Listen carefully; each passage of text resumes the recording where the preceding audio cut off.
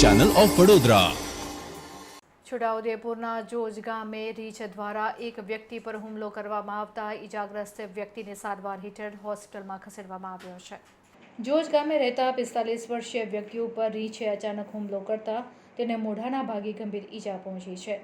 મહત્વનું છે કે જોજ અને તેની આસપાસના વિસ્તારની અંદર માનવ વસ્તી આવેલી છે અને અવારનવાર રીંછ દ્વારા માનવીઓ પર હુમલા થવાની ઘટના પ્રકાશમાં આવતી હોય છે। 15 દિવસ અગાઉ પણ આ જ વિસ્તારમાં એક રીંછ દ્વારા હુમલો કરવામાં આવ્યો હતો।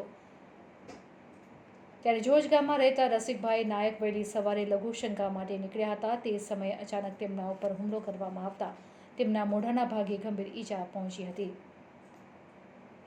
ગંભીર ઈજા સાથે રસિક નાયકને વડોદરા ખાતે હોસ્પિટલમાં સારવાર હેઠળ ખસેડવામાં આવ્યા છે। જોજ ગામ અને તેની આસપાસના વિસ્તારોમાં રીંછોના અવારનવાર થતા હુમલાને પગલે ગ્રામજનોએ વન વિભાગને રજૂઆત કરીને રીંછને પકડવા માટે યોગ્ય કાર્યવાહી કરવામાં આવે તેમ જણાવ્યું છે। સવારમાં 6 વાગે સંડાસ કરવા ગયા નદીના કોતરમાં, બરાબર, તે આગળ પાછળથી રીંછે હુમલો કર્યો ને આ ઘટના બની। રસિકભાઈ શાંતિલાલ નાયકા,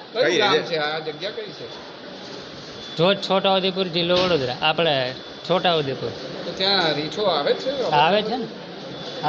ત્યાં કેટલો મોટો ખતરો છે? ખતરો ખરો, જંગલના હિસાબે ખતરો। આખું જંગલ છે ત્યાં। કેવી રીતે છૂટ્યા, કેવી રીતે બચ્યા, કેવી રીતે એનો ખુદનો બચાવે બધાને બૂમ પાડીને એના હિસાબે બધા દોડ્યા એટલે રીંછ ભાઈ કોણ દોડ્યું, કોણ કોણ? અમે બધા ઘરના પરિવારવાળા। કેટલા વાગ્યાની ઘટના છે? 6 વાગ્યા સવારના। ટીમો અત્યારે ત્યાં આવેલી છે, એવું જાણવા જેવું ત્યાં આવેલી છે। ઈજા શું કરી છે? ઈજા ક્યાં કરી છે? માથાના ભાગમાં ઈજા કરી છે। મોઢું, આંખના પાછળ ને બધે। સ્થિતિ કેવી છે અત્યારે? સારી છે સ્થિતિ। વન વિભાગને શું કહેવા માંગો છો? સરકારને તો એટલું જ કીધું, દરખાસ્ત કરવાની કે વહેલી તકે આ રીંછનું જે છે એને પકડી જાવ।